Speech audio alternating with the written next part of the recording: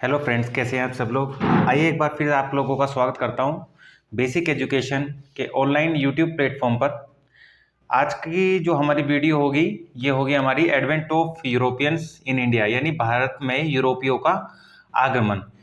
तो आप समझ ही सकते हैं कि आज से हमारी जो मॉडर्न हिस्ट्री है वो चालू हो रही है, और मॉडर्न हिस्ट्री का जो स्टार्टिंग का जो पार्ट है, पार्ट 1 की वीडियो आपकी ये रहेगी, advent of European in India, भारत में यूरोपियों का आगमन। चलिए वीडियो को शुरू करते हैं।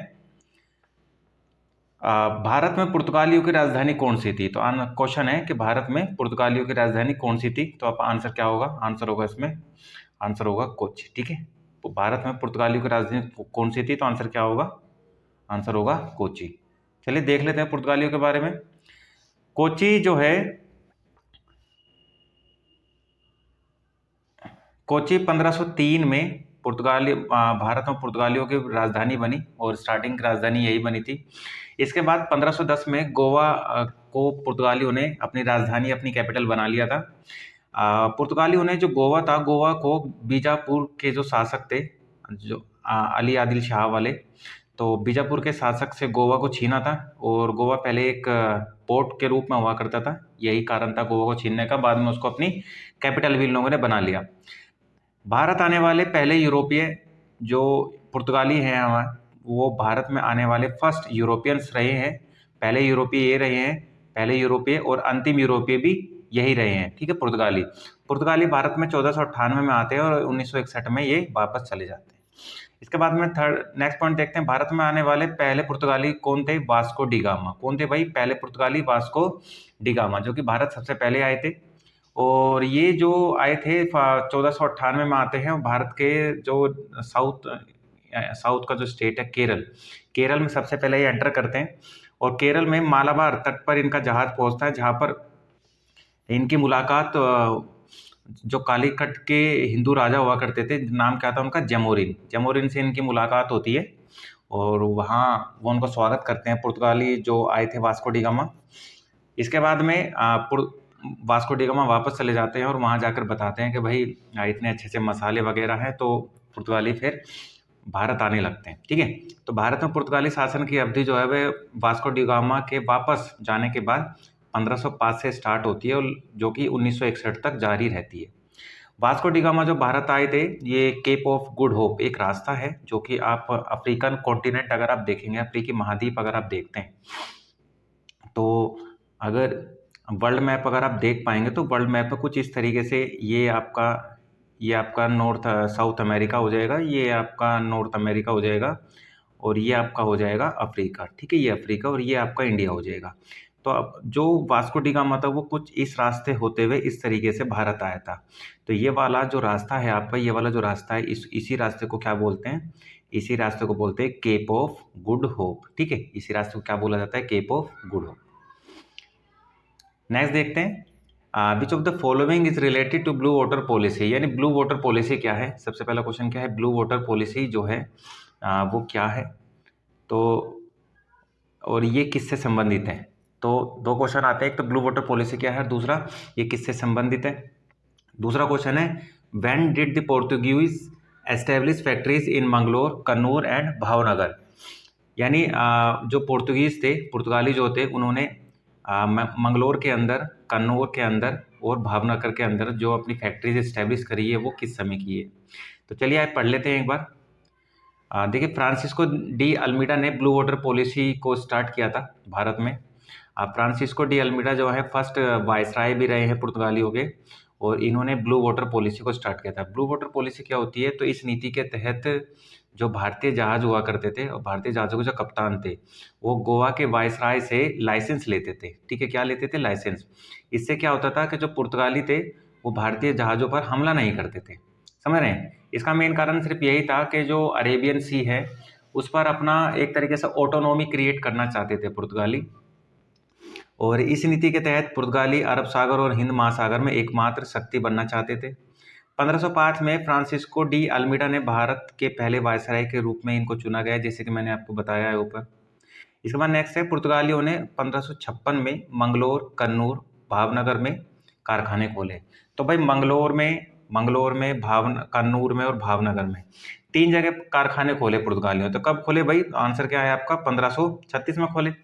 और 1536 में ही बंगाल के शासक मोहम्मद शाह ने चटगांव कहाँ है आपका? पश्चिम बंगाल के अंदर है। ये सूर्य सेन से रिलेटेड है, मास्टरदास है।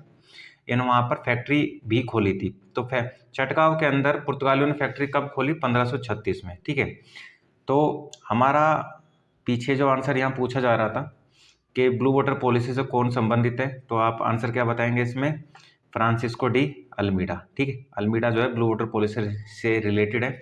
बाकी तीनों के तीनों पुर्तगालियों के गवर्नर रहे हैं। अल्मीडा के बाद में अल्बुर्क आए हैं, फिर डुप्लेक्स आए हैं, फिर लास्ट है नीनो दी कुना। इसका आंसर जो है, इसका आंसर क्या है आपका? 1536। आंसर क्या है भाई इसका? 1536। 1536 में तीनों जगह, मंगलोर में, कन्नूर और भावनगर में कारखाने खोले थे। ठीक है भाई। ब्लू वाटर पॉलिसी को फ्रांसिस्को डी अल्मीडा द्वारा जो था वो उलट दिया गया था। अल्मीडा जो थे वो ब्लू वाटर पॉलिसी का अनुसरण कर रहे थे और इस चीज को मतलब आगे बढ़ा रहे थे। नेक्स्ट देखते हैं।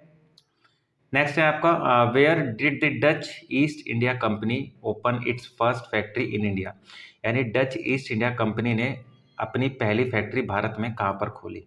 ठीक है, तो कहाँ पर खोली भाई? देख लेते हैं यहाँ पर। At Masulipatnam the first Dutch factory was founded in 1605। यानी डचों ने अपनी पहली फैक्ट्री कब खोली भाई? 1605 में खोली। कहाँ पर खोली? मसूलीपट्टनम के अंदर। समझ रहे हैं? तो यहाँ पर आंसर क्या, क्वेश्चन क्या था कि डच ईस्ट इंडिया कंपनी ने अपनी पहली फैक्ट्री कहाँ पर खोली? तो आंसर क्या आएगा आपका? मसूलीपट्टनम या मछलीपट्टनम के अंदर। ठीक है भाई। बाकी डच जो ईस्ट इंडिया कंपनी थी उससे रिलेटेड बातें पढ़ लेते हैं यहाँ पर। More significant factories were at Pulicat, Surat, Kasim Bazar, Balasore, Nagapattinam और कोचीन। ठीक है, यानी मसूलीपट्टनम के अलावा डचों ने पुलिकट में, सूरत में, कासिम बाजार में, पटना में, बालासोर में और नागपट्टनम तथा कोचीन में भी अपनी फैक्ट्री जो थी उनको स्टैब्लिश किया, उनको स्टार्ट किया। इसके बाद the Dutch trade mainly rice, opium, rose silk, indigo and spices. तो डच कंपनी जो भारत में आए थे, इनका मेन काम क्या था? क्योंकि साउथ इंडिया की तरफ आए थे तो मेनली इनका काम था चावल, अफीम, कच्चा रेशम, नील और मसालों का व्यापार करना। इसके बाद डच जो आए थे, डच कंपनी की व्यापार प्रणाली कार्टेल प्रणाली पर आधारित थी। ठीक है, किस सिस्टम पर आधारित थी? Cartel system. एग्जाम में कई बार आता है कि भारत में वो यूरोपियन पावर बताइए जिसने कार्टेल सिस्टम स्टार्ट किया था। कार्टेल सिस्टम एक तरीके से आप कह सकते हैं कि जो अरेबियन सी है इस पे अपनी सुपरमेसी को दिखाना चाहते थे, पर जो पुर्तगाली थे उन्होंने इनकी सुपरमेसी को चलने नहीं दिया। समझ रहे हैं? इसके बाद 1658 में डचों ने श्रीलंका के ऊपर भी कब्जा करा था। तो ऐसी यूरोपियन पावर जिसने भारत पे रहते रहते भी उसकी किसी नेबर कंट्री पर अटैक करके उस पर कब्जा किया हो, तो आंसर क्या आएगा आपका? डच। इसके बाद में विच of the following statement is correct regarding the battle of Wandiwash? यानी वांडीवास की लड़ाई जो हुई थी उससे रिलेटेड यहाँ स्टेटमेंट आपसे पूछी जा रही है। तो देख लेते हैं वांडीवास से रिलेटेड जो स्टेटमेंट की बात हो रही है। फर्स्ट है the battle of Wandiwash was fought between the British and Dutch in India. यानी वांडीवास की जो लड़ाई है वो अंग्रेजों और डचों के बीच लड़ी गई। दूसरा है battle of Wandiwash was fought in 1763। यानी वांडीवास की लड़ाई जो है 1763 में हुई थी। तीसरा है this battle was part of the second Karnataka युद्ध। यानी दूसरे कर्नाटक युद्ध के दौरान जो वांडीवास की लड़ाई है दूसरे कर्नाटक का हिस्सा है। और लास्ट है आपका D the war ended the treaty of Paris. यानी इस जो वॉर है ये बैटल ऑफ वांडीवास जो है ये खत्म हुई थी, ये किस ट्रीटी के दौरान हुई थी? तो आंसर क्या है इसमें, क्या कह रहा है? ये ट्रीटी ऑफ पेरिस। तो देख लेते हैं भाई क्या आंसर होगा। तो यहाँ देखते हैं, पहले पढ़ लेते हैं हम फ्रांस के बारे में। तो the battle of Wandiwash was fought between the British and the France. तो वांडीवास की जो लड़ाई है वो किस किस के बीच हुई थी? ब्रिटेन और फ्रांस के बीच हुई थी। ठीक है, और ये हुई कब थी? 1760 में हुई थी। और जो तीसरा कर्नाटक वॉर था, तीसरा कर्नाटक वॉर को हम क्या बोलते हैं? Battle of Wandiwash. ठीक है भाई। तो ब्रिटेन और फ्रांस के बीच में भारत के अंदर 3 कर्नाटक वॉर हुए हैं और तीसरा कर्नाटक वॉर को बैटल ऑफ वांडीवास कहते हैं। नेक्स्ट देखते हैं in this battle the British army was led by Sir Eyre Coote and the France army was led by Count de Lally. यानी बैटल ऑफ बांडीवास में ब्रिटिश सेना की ओर से लड़ाई कौन लड़ रहा था, लीडर कौन था? तो आंसर क्या आएगा? सर आइवर कोट थे। एग्जाम में कई बार ये नाम आता है, वेरी इंपॉर्टेंट, ठीक है, बहुत ज़्यादा इंपॉर्टेंट है। और फ्रेंच सेना जो थी, फ्रांस की सेना जो थी, इनकी तरफ से कौन थे? काउंट डी लाली, ये गवर्नर थे, ये लड़ाई लड़ रहे थे। इसके बाद में बैटल ऑफ बांडीवास के बाद में 1763 में ट्रीटी ऑफ पेरिस होती है, पेरिस की संधि होती है, ठीक है। तो पेरिस की संधि कब होती है? 1763 के अंदर होती है। इसके बाद यह युद्ध जो है ब्रिटिश और फ्रांस के बीच जो 7 वर्षीय युद्ध हुआ था, ब्रिटेन और फ्रांस के बीच ना 7 वर्षीय युद्ध भी हुआ था, 7 ईयर वॉर हुआ था, जो कि भारत के बाहर हो रहा था। उसी का हिस्सा कर्नाटक वॉर था, समझ रहे हैं? तो तीनों कर्नाटक वॉर यहाँ मैंने दिए हुए हैं, तीनों कर्नाटक वॉर्स को आप देख सकते हैं, आपके सामने है तीनों कर्नाटक वॉर।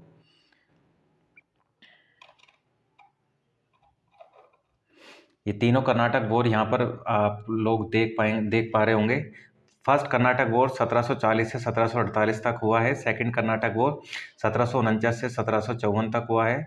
और थर्ड कर्नाटक वॉर जो है 1756 से 63 तक हुआ है। और तीनों जो वॉर हुए हैं, जब इनकी लड़ाई समाप्त हो गई है, तो एंड में जो ट्रीटीज हुई है, तो ट्रीटीज के यहाँ नाम दिए गए हैं। तो फर्स्ट जो कर्नाटक वॉर थे, इसके अंदर जो ट्रीटी हुई थी उसको क्या बोलते हैं? एक्स ला शेपेल।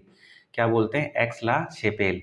दूसरे कर्नाटक वॉर में जो ट्रीटी हुई थी उसको क्या बोलते हैं? ट्रीटी ऑफ पुदुचेरी, यानी ट्रीटी ऑफ पुदुचेरी या पांडिचेरी की ट्रीटी।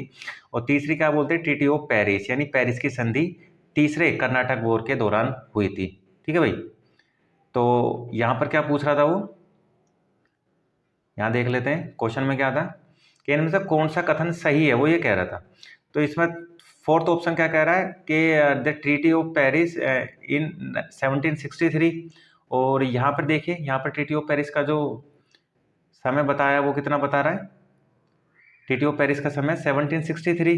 तो अगर यहाँ ट्रीटी ऑफ पेरिस का समय 1763 बता रहा है, तो भाई तो आंसर हमारा क्या होगा? कह रहा कौन सा कथन सही है? तो हमारा जो ऑप्शन है वो डी सही है। हमारा ऑप्शन कौन सा है भाई? हमारा ऑप्शन डी बिल्कुल करेक्ट है, यही है हमारा आंसर। और इसी को हम साथ चलेंगे लेके, ठीक है भाई। नेक्स्ट देख लेते हैं।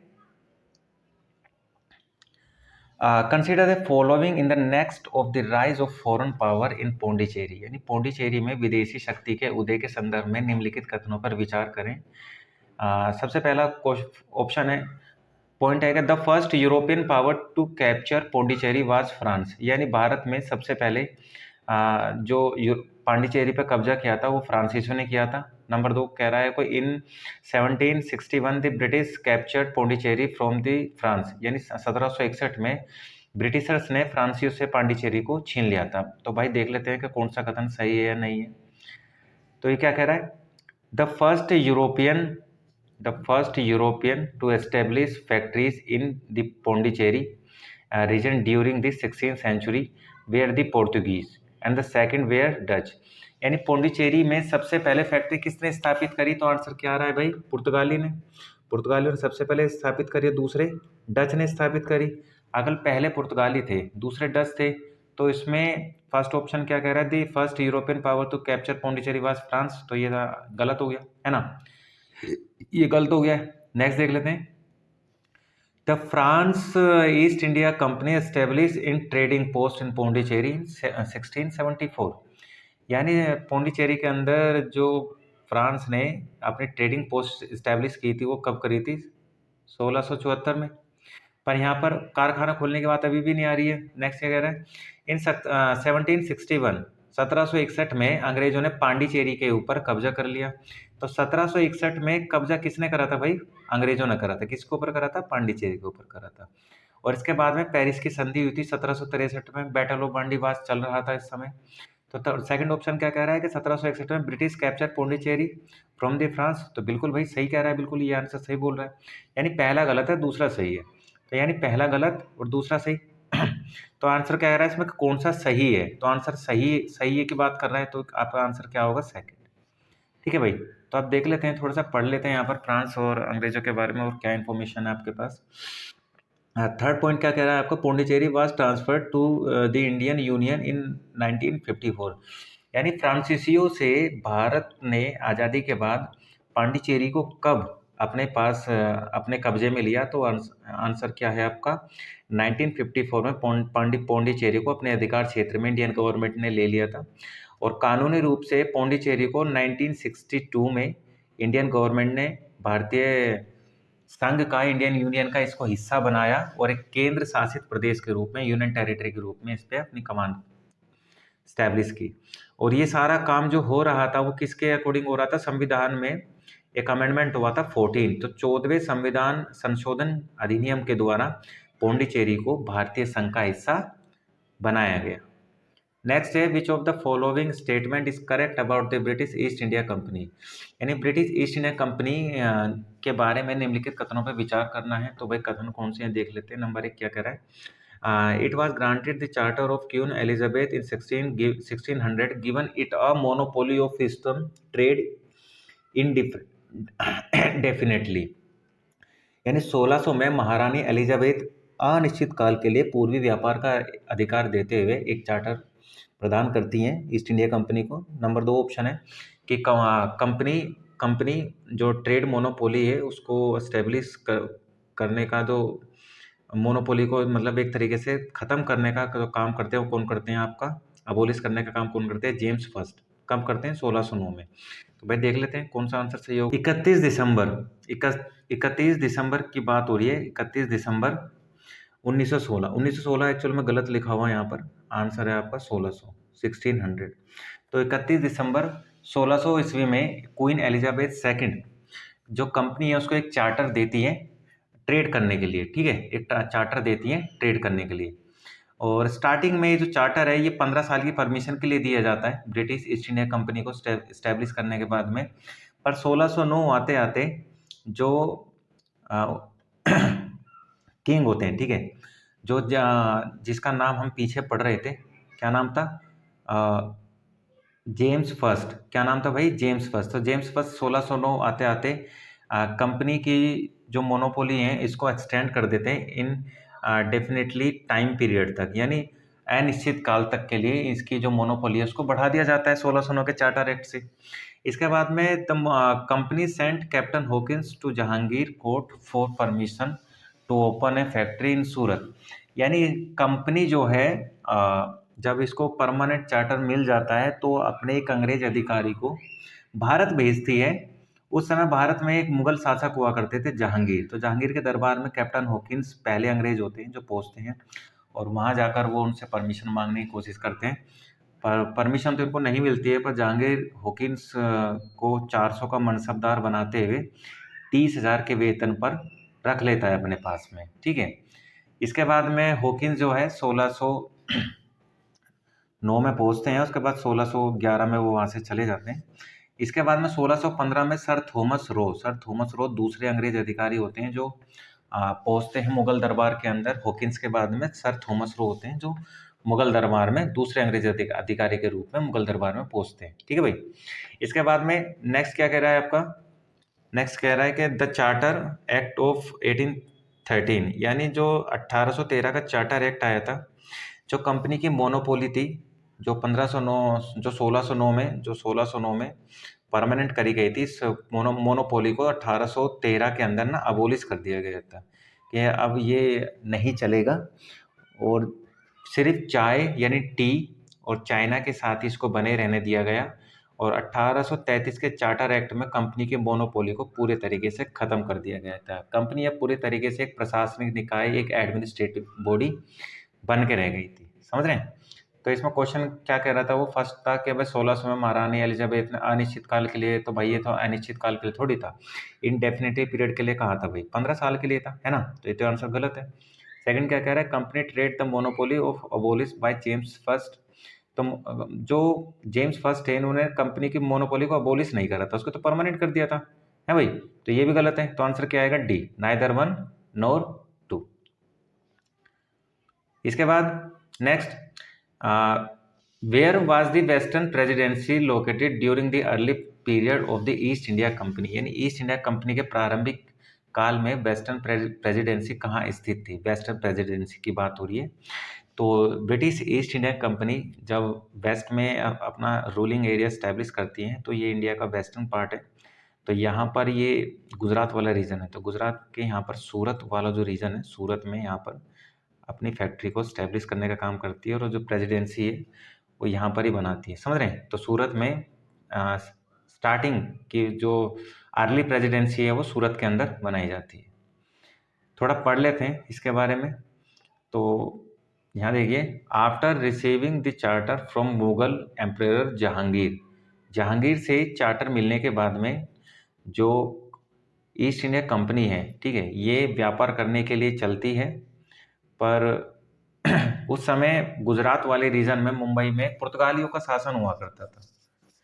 तो जहांगीर से after receiving the charter from Mughal emperor Jahangir, the British establish their first western presidency at Surat in Gujarat. तो गुजरात में अपनी प्रेसिडेंसी को ये स्टैब्लिश तो कर लेते हैं, पर किसकी मदद से करते हैं? जहांगीर की मदद से, समझते हैं। इसके बाद at the time Mumbai was under the control of Portugal, उस समय जब ये सूरत को अपने कब्जे में ले रहे थे, उस समय मुंबई पे किसका कब्जा था? पुर्तगालियों का कब्जा था। इसके बाद में 1661 ब्रिटेन प्रिंस चार्ल्स सेकंड, यानी 1661 में ब्रिटेन के प्रिंस थे चार्ल्स सेकंड, उन्होंने जो पुर्तगाली प्रिंसेस थी, पोर्तुगीज प्रिंसेस थी, उनसे शादी करी। और शादी करने के बाद में जो मुंबई था, मुंबई जो था वो अंग्रेजों को दहेज के रूप में, डोरी के रूप में मिला। तो डोरी के रूप में पुर्तगालियों ने अंग्रेजों को मुंबई दिया था, ठीक है भाई। नेक्स्ट क्या कह रहा है? In 1668 Mumbai was given to the East India Company by Charles second at an annual rent of 10 pound. जब उनको चार्ल्स सेकंड को डोरी में मुंबई मिल गया, तो 1668 में चार्ल्स सेकंड ने क्या काम करा भाई? जो मुंबई था वो ब्रिटिश ईस्ट इंडिया कंपनी को किराए पे दे दिया, समझ रहे हैं? किराए पे दे दिया, लीज पे दे दिया। और कितने रुपए साल का लीज दिया? एनुअली जो किराया था कितना था? 10 पाउंड का। 10 पाउंड के छोटे से किराए पर उनको लीज पे दे दिया। इसके बाद 1687 में, 1687 में Mumbai become the capital of the company territory in India. और 1687 में जो मुंबई थी वो क्या बन गई? कंपनी की कैपिटल बन गई, समझ रहे भाई। इसके बाद में in 1680 the Mughal emperor impose jizya tax on the company, यानी जो मुगल बादशाह थे उन्होंने ब्रिटिश ईस्ट इंडिया कंपनी के ऊपर टैक्स कब लगाया? एग्जाम में क्वेश्चन आ जाता है बहुत बार, तो आप आंसर क्या बताएंगे? Mughal emperor British east India company को जो टैक्स लगाते हैं वो 1680 में लगाते हैं, ठीक है भाई। 1680 में वो टैक्स लगाने का काम करते हैं। तो अगर आप हिंदी में चाहते हैं पढ़ना तो आप ये वाला पैरा देख सकते हैं, इंग्लिश के लिए आपको ये वाला पैरा होगा, ठीक है भाई। नेक्स्ट देखते हैं। नेक्स्ट है आपका where was the first British presidency establish in India. भारत में प्रथम ब्रिटिश प्रेसिडेंसी कहाँ स्थापित की गई थी? तो भारत में सबसे पहली ब्रिटिश प्रेसिडेंसी कहाँ स्थापित की गई थी? तो आइए देख लेते हैं स्लाइड को। The first British presidency in India was establish in Surat. Bharat में ब्रिटिशर्स ने सबसे पहली प्रेसिडेंसी को कहाँ स्टैब्लिश किया भाई? सूरत में स्टैब्लिश किया। इसके बाद सेकंड है the first British factory was open by the British in Surat 1612, यानी भारत में ब्रिटिशर्स ने पहली फैक्ट्री कहाँ स्थापित करी? तो सूरत में करी। कब करी? 1612 में करी। इसके बाद में नेक्स्ट है the British had also establish a factory in Masulipatnam for the trade off cotton, blue die, opium and T, यानी ब्रिटिश जो थे उन्होंने फैक्ट्री जो है सूरत के अलावा कहाँ कहाँ और इस्टेब्लिश करी? तो भाई मसूलीपट्टनम में इन्होंने फैक्ट्री को इस्टेब्लिश किया। तो मसूलीपट्टनम में जो इस्टेब्लिश किया वो क्यों किया? वहाँ क्या क्या करना चाहते थे मसूलीपट्टनम में? तो ये ट्रेड करना चाहते थे किसका भाई? कॉटन का, ब्लू डाई का, नील का, ठीक है, अफीम का, चाय का, इसका काम करना चाहते थे। इसके बाद में नेक्स्ट पॉइंट है कि इन 1639 the British took Madras on lease, यानी 1639 में ब्रिटेन अंग्रेजों ने क्या काम करा? मद्रास को लीज पे ले लिया, ठीक है। तो मद्रास अंग्रेजों के कब्जे में कब आया? 1639 में। इसके बाद में 1625 में अंग्रेजों ने सूरत की किलेबंदी शुरू कर दी, है ना। सूरत की किलेबंदी शुरू कर दी। 1612 में फैक्ट्री एस्टेब्लिश करी और 1625 में सूरत की किलेबंदी शुरू कर दी। 1717 में एक अंग्रेज अधिकारी थे सर जॉन सरमैन, क्या नाम था भाई उनका? Sir John सरमैन। 1717 में ये एक ग्रुप अंग्रेजी शिष्टमंडल लेके पहुंचते हैं किसके दरबार में? मुगल एम्परर फारूक सियार के दरबार में। और फारूक सियार से ये पहली बार शाही फरमान लेने में कामयाब हो जाते हैं ब्रिटिश ईस्ट इंडिया कंपनी के लिए, ताकि वो अब भारत के अंदर क्या कर सके भाई, व्यापार कर सकें। तो इसके लिए उनको परमिशन मिल जाती है।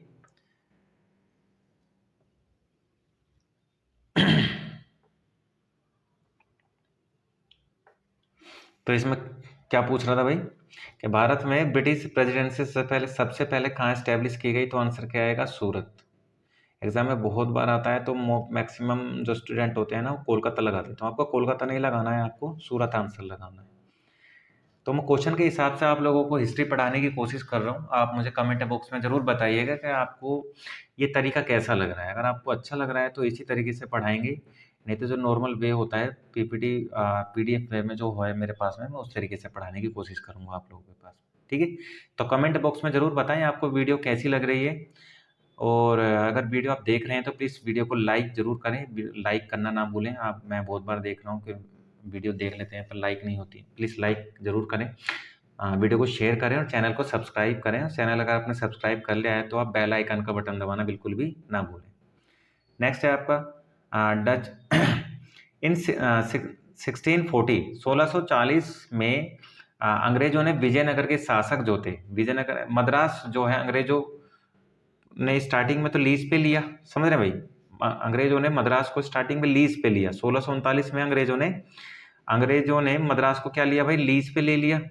पर अंग्रेजों की नीयत तो खराब थी ही, तो इसी को देखते हुए 1640 में अगले साल ही उन्होंने क्या काम करा, जबरदस्ती मद्रास के ऊपर अपना कब्जा कर लिया। तो मद्रास अंग्रेजों ने किससे छीना था, विजयनगर साम्राज्य से छीना था। ठीक है, विजयनगर साम्राज्य से 1640 में छीन लिया था। नेक्स्ट है आपका, भारत में फ्रांस के उपनिवेश की राजधानी क्या थी। जो फ्रांस भारत में शासन कर रहा था तो उसकी राजधानी उसने क्या बना के रखी थी भाई, फ्रांस की राजधानी क्या थी भारत में, तो देख लेते हैं। Pondicherry was the capital of the France colony. France gained control over Pondicherry in 1673। यानी भारत में फ्रांसीसियों की राजधानी क्या थी भाई, तो आंसर क्या आएगा आपका, पौंडीचेरी थी भाई। और पौंडीचेरी के ऊपर फ्रांसीसियों ने कब्जा कब करा, 1673 में करा। ठीक है भाई, तो आंसर क्या आएगा आपका, पौंडीचेरी, है ना। तो फ्रांसीसियों के कंट्रोल में क्या था भाई, पौंडीचेरी था, आंसर पौंडीचेरी है। तो फ्रांसीसियों के बारे में और कुछ पढ़ लेते हैं। The name of Pondicherry was change Puducherry. तो पौंडीचेरी का नाम पुदुचेरी कब बनाया गया, तो 2006 में बनाया गया। इसके बाद पुदुचेरी करंटली इंक्लूडेड पौंडीचेरी यनम माहे कराईकल। जो पौंडीचेरी एक्चुअल में अकेली पौंडीचेरी नहीं है, तो पुदुचेरी के अंदर पौंडीचेरी है, यनम है, माहे, कराईकल है रिसेंट के अंदर। इसके बाद में the France east India company was establish 1664। Bharat के अंदर फ्रांस ईस्ट इंडिया कंपनी को एस्टेब्लिश कब किया गया, 1664 में किया गया। इसके बाद में फ्रांसीसियों ने पांडिचेरी को वालीकोंडापुरम के शासक शेर खान लोधी से प्राप्त किया था। वालीकोंडापुरम के जो शासक थे शेर खान लोधी, उनसे फ्रांसीसियों ने पांडिचेरी को प्राप्त किया था। इसके बाद में फ्रांसीसियों ने चंद्रनगर की बस्ती को बसाया, कब बसाया, 1690 में। तो एग्जाम में बहुत बार आता है, चंद्रनगर पर किसका शासन था, तो आंसर क्या होगा आपका, फ्रांसीसियों का शासन था। नेक्स्ट है आपका कि 1690 में the France also captured Mauritius outside India in 1721। यानी जो फ्रांसीसी उन्होंने भारत पे अपना शासन चलाते हुए भारत के बाहर उसके नेबर कंट्री 17 मॉरिशस के ऊपर भी अटैक करा और उस पर अपना कब्जा स्थापित कर लिया। तो मॉरिशस पर किसने कब्जा करा, फ्रांसीसियों ने करा। कब करा, 1721 में करा। इसके बाद में 1742 में डुप्ले जो फ्रांसीसी गवर्नर थे, ये भारत आते हैं फ्रांसीसियों के वाइसराय बनकर। और भारत में जब ये आते हैं तो भारत में एक तरीके से एक सिस्टम ये स्टार्ट करते हैं, इसको बोलते हैं सब्सिडरी अलायंस या सहायक संधि। तो सहायक संधि की शुरुआत करने वाले भारत में पहले यूरोपियन का नाम अगर आता है तो आप बताएंगे डुप्ले, जो कि एक फ्रांसीसी गवर्नर हुआ करते थे। ठीक है भाई, नेक्स्ट है there were three Karnataka war between the British and France and the British were victories in all three। यानी अंग्रेजों और फ्रांसीसियों के बीच में 3 कर्नाटक वॉर होते हैं और तीनों कर्नाटक वॉर में कौन जीता भाई, तो फ्रांस से जीता। तीनों कर्नाटक वॉर में कौन जीता है, फ्रांस जीता है। और 7 ईयर वॉर वाला जो सिस्टम है ये किस किस के बीच हुआ है, 7 year war Britain versus France के बीच लड़ा गया। ठीक है भाई। अब ये कुछ आपकी स्लाइड है, इसमें आप देख सकते हैं कि वन बाय वन भारत में पहले यूरोपियन कंपनी कौन सी है, उसके बाद कौन सी आई।